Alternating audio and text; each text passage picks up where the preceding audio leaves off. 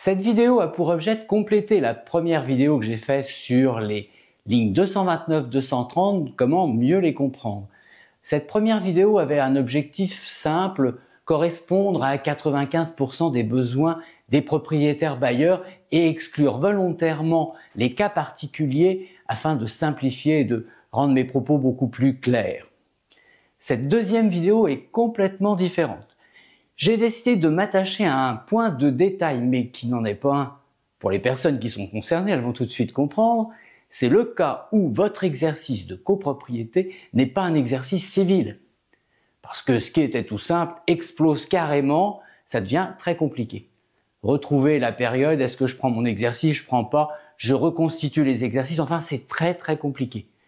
Devant cet imbroglio, parce qu'on entend un peu tout, j'ai directement demandé à l'administration fiscale quelle était sa position à travers la forme d'un rescrit général.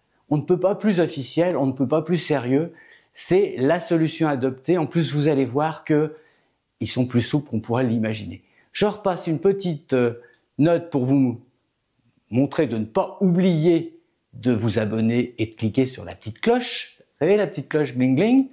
Et je reviens tout de suite vous donner la solution avec le justificatif de l'administration fiscale.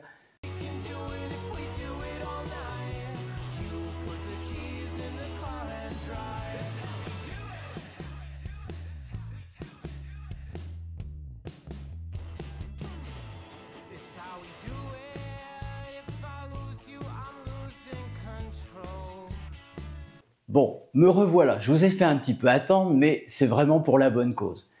L'administration fiscale m'a répondu par écrit, puisque je lui ai posé la question par écrit. Pour la ligne 229, c'est très simple et on s'y attendait. Vous prenez tout simplement les 4 appels trimestriels du syndic et vous les mettez dans la 229. Vous mettez bien sûr, si on fait la déclaration pour les revenus 2025 en 2026, vous mettez tout simplement les 4 appels de charges du syndic de 2025. Maintenant pour la ligne 230. Celle-là, elle est nettement plus coquine, elle est nettement plus embêtante et elle vous veut surtout pas de bien, elle veut vous faire payer cette ligne. Dans cette ligne-là, vous mettez tout simplement, vous embêtez pas à reconstituer une année, une année civile, vous faites directement, vous prenez le décompte du syndic, le dernier, celui que vous avez reçu après l'Assemblée Générale, et vous indiquez dans cette ligne 230 le montant des charges récupérables.